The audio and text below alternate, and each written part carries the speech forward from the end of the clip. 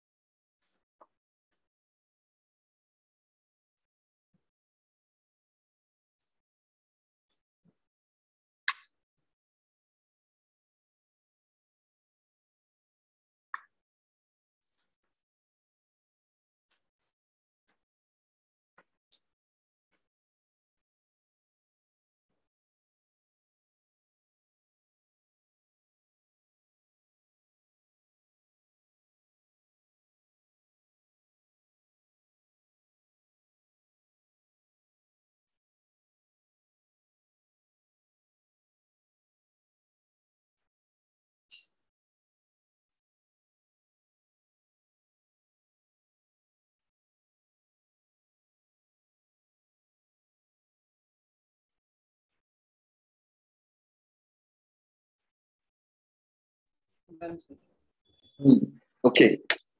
Now come to the phasor diagram. Phasor diagram फिर हम बनाते हैं जस्ट हियर, इसमें देखते हैं कैसे चलता है जस्ट हियर लाइक दिस वे। हाँ, ओके। पहले हम इसमें वोल्टेज और करंट के डायग्राम तो बना ले, ई और आई, ओमेगा टी और थीटा। हाँ, करंट वोल्टेज तो अपना हम अपना रेफरेंस लेते थे, तो एक वोल्टेज तो हम रेफरेंस लेते थे, इट्स लाइक दिस वे। जैसे हो गया, करंट जो है वो 90 आगे चल रहा है, तो करंट में स्टार्ट बिफोर इट।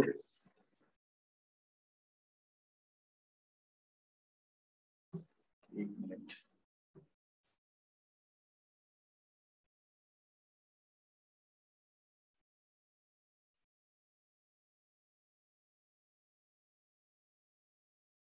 तो वोल्टेज जो है वो is equal to E naught sine omega t. लेकिन बेटा ये जो करंट है इसकी इक्वेशन क्या होगी, करंट की इक्वेशन होगी आई इज इक्वल टू, आगे आगे चल रहा है, sign omega T plus 90। 90 degree lead करता है, ये लीड कर रहा है। हाँ, तो अब हम बना देते हैं फेजर डायग्राम इसके, कोई प्रॉब्लम नहीं है। इसकी जो हाइट है वो इसकी जो हाइट है वो ई नॉट होती है, और इसकी जो हाइट है वो आई नॉट होती है, वो कोई प्रॉब्लम नहीं है, वो सब तो बात की बात है। फेजर डायग्राम बना लेते हैं, चलो जैसे this one is phasor diagram, look here.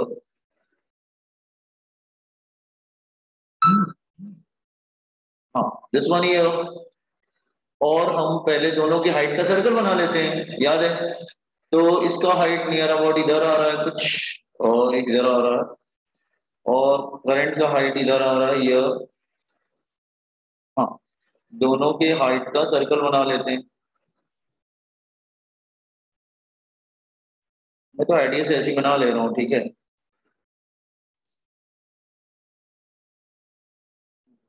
दोनों के हाइट का सर्कल बना। अच्छा, ये बाहर वाला सर्कल हमेशा जो है वो किसका होता है, वो ई का होता है। अंदर वाला सर्कल, ई का मैग्नीट्यूड थोड़ा, करंट का मैग्नीट्यूड छोटा होता है ना बेटा, लाइक दिस वे, ऐसे हो जाता है। एक काम करते हैं, यहाँ पे एक लाइन ड्रॉ कर लेते हैं।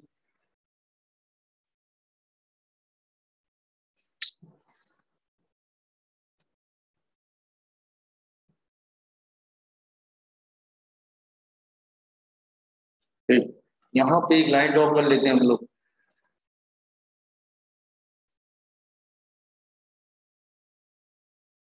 लेट से यहाँ पे एंगल बन रहा है ओमेगा टी डैश। तो दोनों को अपने अपने सर्कल पे ले आओ। पहले इसको इसके सर्कल पे ला दें, यहाँ पे कट कर रहा है इसको, तो इसको इधर आएगा फिर।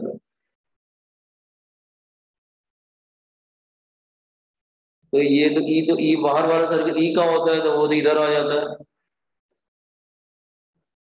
बाहर वाला सर्कल तो ई का होता है, दैट विल कम हियर। अच्छा ये इसको करंट को यहाँ कट कर रहा है, एक मिनट, तो करंट को इधर कट कर रहा है इधर। ये वाला जो ब्लू वाला है वो करंट का है, तो करंट को, एक मिनट, हाँ,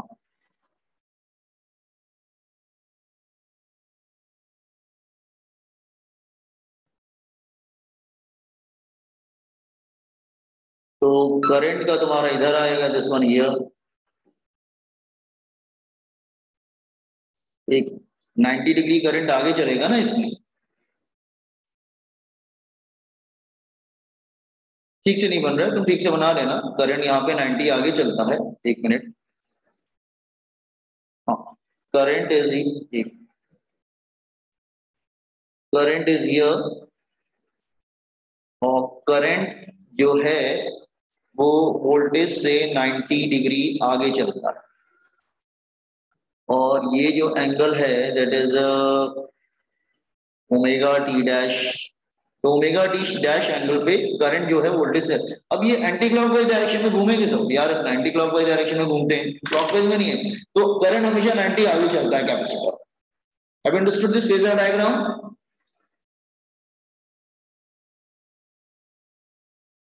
समझा ना सब लोग?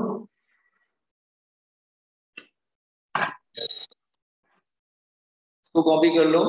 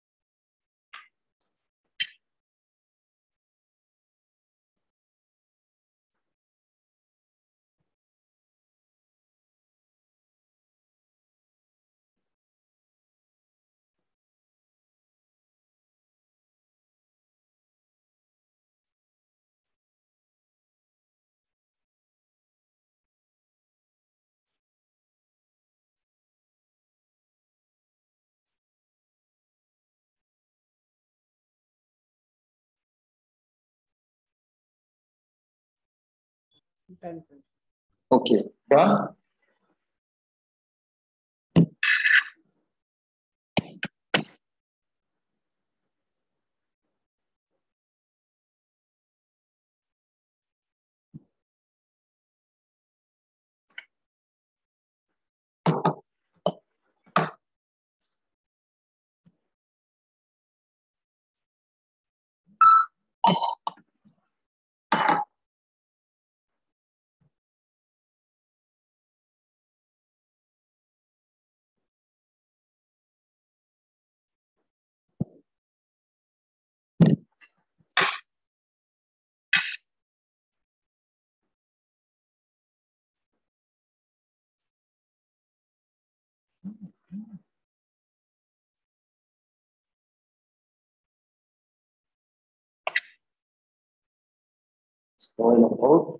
कैपेसिटर।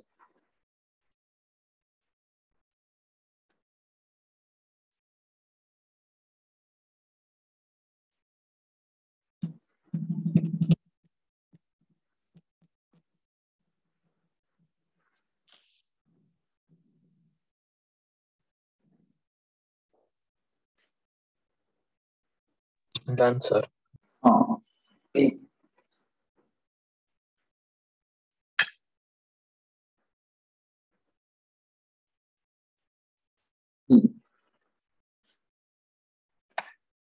तो हमें एक कंक्लूजन पार्ट मिल गया। जस्ट अ सेकेंड कि अगर हम जैसे मतलब मैं अगर तीनों को कंपेयर करता हूँ, all the three cases,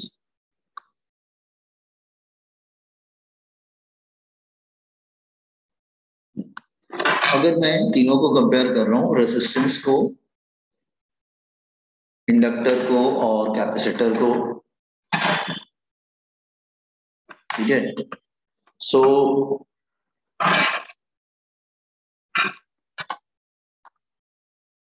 AC circuit with resistor,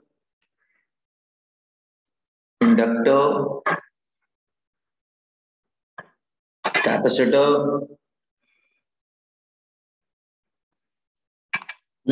अच्छा, तो इसमें क्या है कि सपोज कर लो कि हम ऐसा ले लेते हैं, लेट्स से करंट ले लेते हैं, let's say it's a current here, इसको करंट ले लेते हैं here,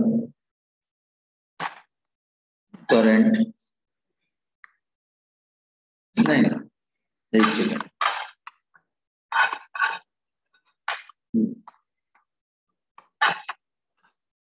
here it is current, current को हम लोग ब्लू से डिनोट कर रहे थे, let's say this is current. Resistor का जो वोल्टेज होता है वो करंट के साथ में चलता है, मतलब it's like this way.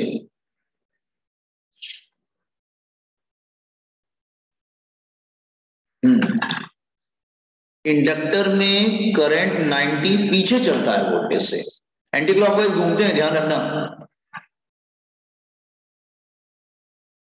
Current lag करता है, current lag from E by 90 degree. Capacitor में करंट 90 आगे चलता है, कैपेसिटर में करंट जो है वो 90 आगे चलता है।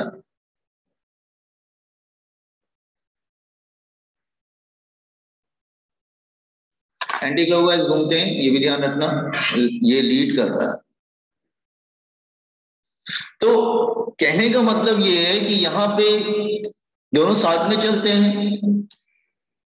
इंडक्टर में करंट 90 डिग्री लैग करता है वोल्टेज से, वो पीछे चलता है 90, लेकिन कैपेसिटर में वो 90 आगे चल जाता है। ये बात समझ में है? Are you getting all the three diagrams? Boys and girls, समझ में आ रहा है ना? अच्छा, this is first point. Second point,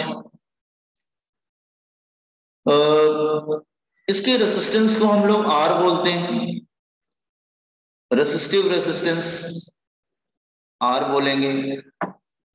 इसमें आता है inductive reactance, inductive reactance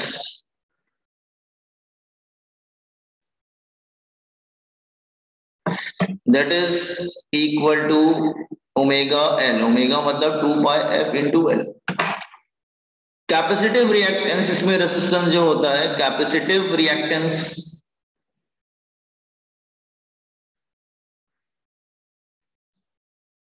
XC is equal to 1 upon omega C, that is 1 upon 2 pi F into C।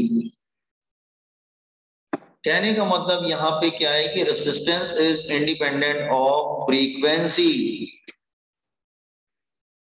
Here resistance is directly proportional, तीनों की यूनिट बेटा ओम्स रहती, all having unit ohms.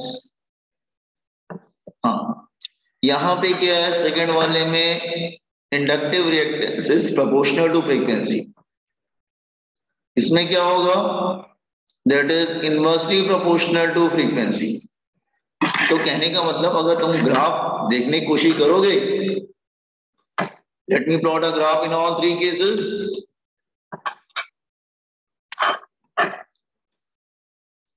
This is 1, this is 2, here it is 3,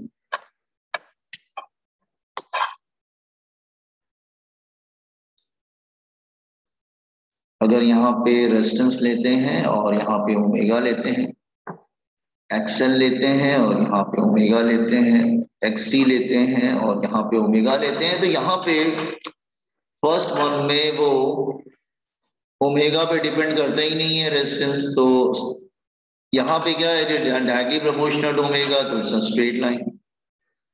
यहाँ पे क्या है, it is inversely proportional to omega, तो graph is like this way. Are you getting? तो तीनों में कंपैरिजन समझ में आया आपको बॉयज एंड गर्ल्स?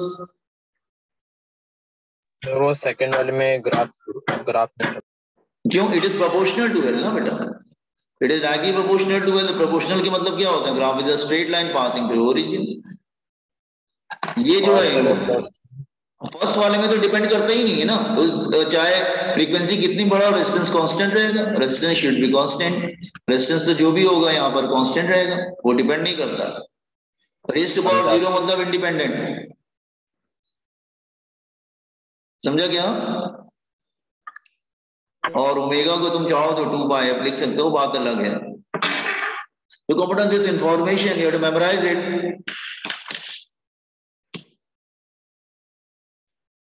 ये सबकी यूनिट ओम्स रहती, this one is ohm, this one is also ohm, all are resistance.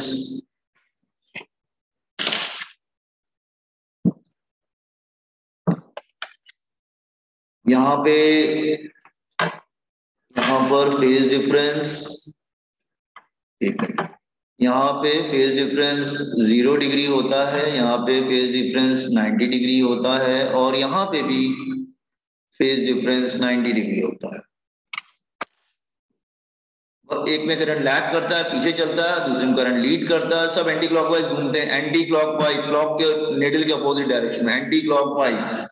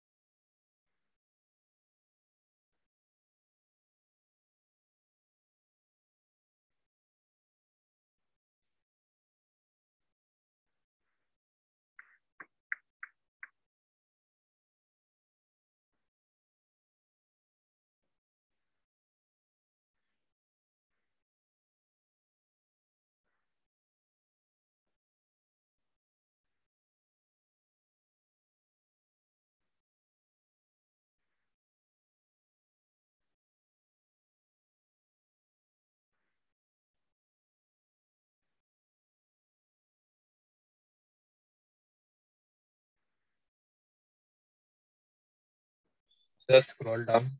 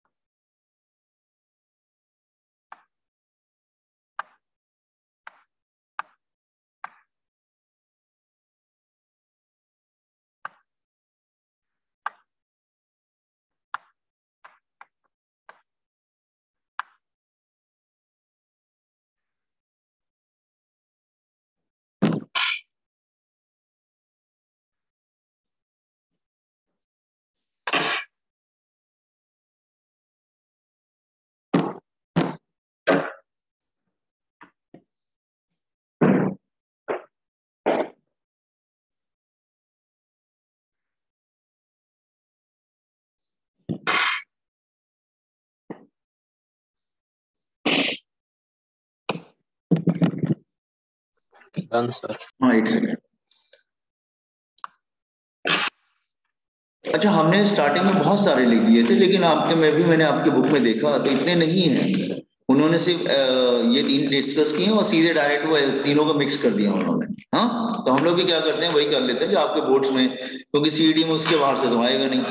हाँ, अच्छा, तो AC circuit with R L and C, तीनों को एक साथ सीरीज में, वो भी सीरीज में।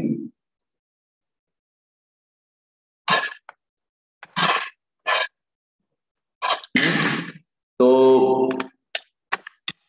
मतलब बाकी नहीं है आपके सिलेबस में, ठीक है। ये तीन के बाद ये फोर्थ वन ये दिया हुआ है। तो हम लोग कर लेते हैं इस तरह से, जैसे like resistance, then inductor, then capacitor, और यहाँ पे एक सोर्स लगा देते हैं।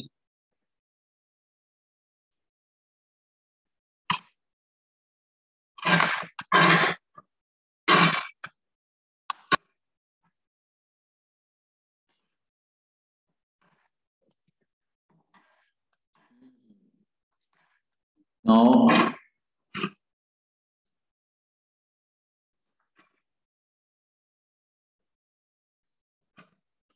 ये ई, आपको ये बात मालूम है कि जैसे यू नो दिस थिंग, अगर मैं इधर करंट ले लेता हूं, just wait, I am taking current,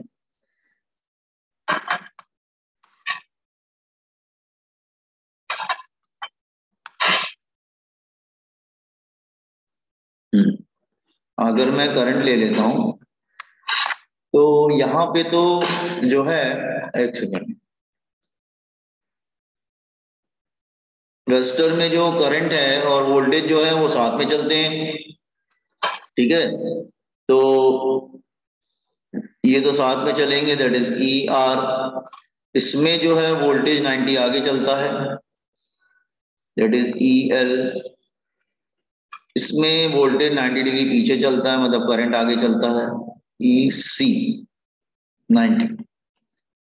तो इसके अक्रॉस जो वोल्टेज है वो ई आर है, इसके अक्रॉस जो है वो ई एल है, इसके अक्रॉस जो है वो ई सी है, करंट इज आई, ठीक है। फर्स्ट इक्वेशन हमेशा की तरह मालूम है, ई की इक्वेशन क्या होगी, that is E naught sine omega T, ठीक है ना। अच्छा, ये तीनों डायग्राम को हम मिक्स कर सकते हैं। आप कहेंगे सर कैसे, क्योंकि अब हम क्या करेंगे, कैलकुलेशन नहीं करेंगे, फेजर डायग्राम की हेल्प से स्टडी कर लेंगे उसको। जैसे हाँ, हम क्या करेंगे, देखो ध्यान से, हम फेजर डायग्राम बनाने की कोशिश, तीनों डायग्राम को मिक्स कर, तो करंट तीनों में, सीरीज में करंट क्या होता है, सेम। तो देखो ध्यान से हम लोग कैसे कर रहे हैं, लिसन हियर, पहले समझो। ये ले लेते हैं हम लोग करंट,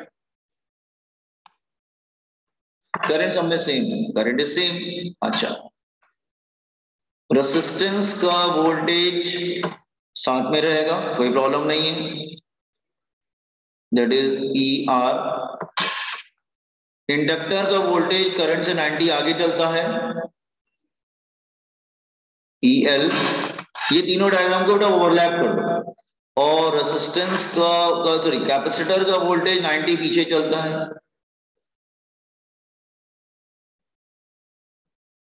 तो करंट बीच में, इंडक्टर का वोल्टेज 90 आगे, कैपेसिटर का वोल्टेज 90 पीछे, और रेजिस्टेंस का वोल्टेज साथ में। गॉट दिस वन, समझा आप लोग? Yes sir.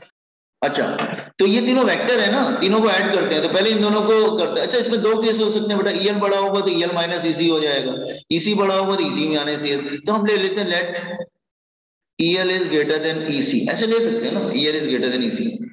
तो पहले इन दोनों का माइनस, अपोजिट डायरेक्शन में तो माइनस हो जाएंगे ये। तो फिर से हमारा न्यू डायग्राम क्या आ जाएगा, दिस इज करंट, रेजिस्टेंस का वोल्टेज साथ में, EL बड़ा था तो दोनों अपोजिट डायरेक्शन में तो माइनस हो जाएंगे, EL माइनस EC,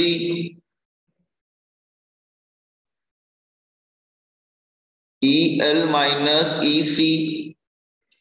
अब ये दोनों वेक्टर आपस में 90 डिग्री पर आ गए, हमको तो वेक्टरली ऐड करना है ना। तो जो इसका जो आंसर होगा बच्चा वो किधर आएगा, इसका answer, this answer will come here. दोनों वेक्टर 90 पे होते हैं तो आंसर क्या होता है, पाइथागोरस थ्योरम होता है कि नहीं। दो वेक्टर 90 पे होते हैं तो पाइथागोरस थ्योरम होता है कि नहीं। इसका मतलब अब तुम वेक्टरली ऐड कर लो इनको।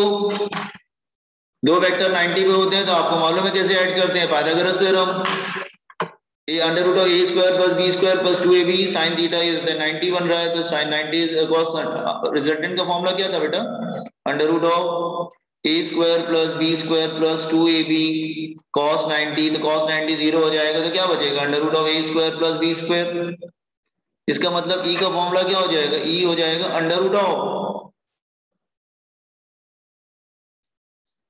Of E R whole square plus E L minus E C whole square.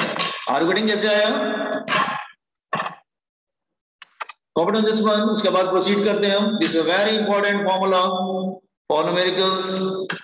Is completed, first of all write down.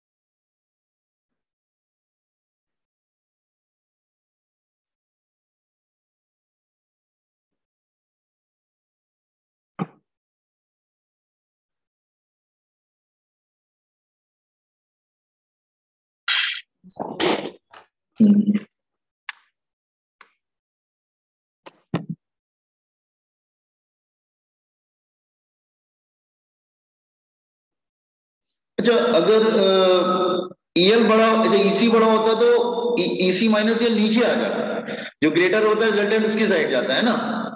तो इसमें दो केसेस बन सकते थे, अगर EL बड़ा होगा तो EL माइनस EC, लेकिन EC बड़ा होता तो EC माइनस EL और EC माइनस EL नीचे आ जाता, डाउनवर्ड आएगा।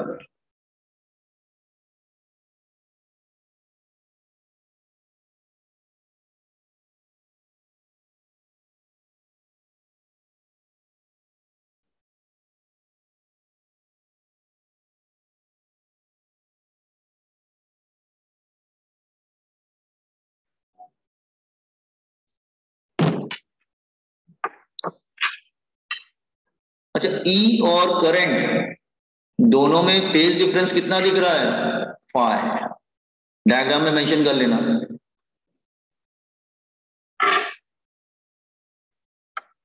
नीचे लिख लेना, phi is the phase difference between E and I।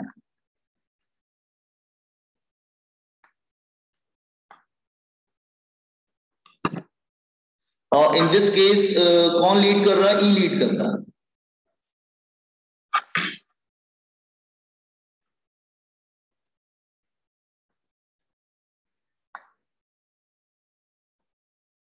E आगे चल रहा है ना, क्योंकि एंटी क्लॉकवाइज घूमता है ना बेटा, तो ई आगे चल रहा है ना, एंटी क्लॉकवाइज घूमता है तो ई आगे चल रहा है। Everyone understood this one, why E आगे चल रहा है एज कंपेयर टू आई, क्योंकि एंटी क्लॉकवाइज घूमते हैं ना ये। चलो आज तो यही रहने देते हैं, कल हम इसको कंटिन्यू करेंगे, जरा पढ़ के आना है इसको। हाँ सब आपको समझ में आ रहा है ना ये बॉयज एंड गर्ल्स? हाँ तो इसको पढ़ के आना कल तुम लोग, हम लोग कंटिन्यू करेंगे, ठीक है? Okay, complete and exact. अभी कंप्लीट नहीं हुआ है, अभी आधा ही है, आज हो नहीं पाएगा तो कल कंप्लीट करते हैं। लिंक जा रहा है 1 मिनट बाद।